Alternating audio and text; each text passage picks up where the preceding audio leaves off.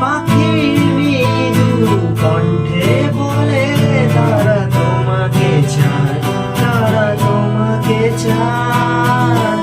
এই শরতে শোনায় তুমি নেই বলে সময় আমার কাটে না, কাশন কেন ফোটে না, ছুঁয়ে ছুঁয়ে যায় না, মেঘের ভেলা ভাসে না, এসে তুমি কেন আসো না।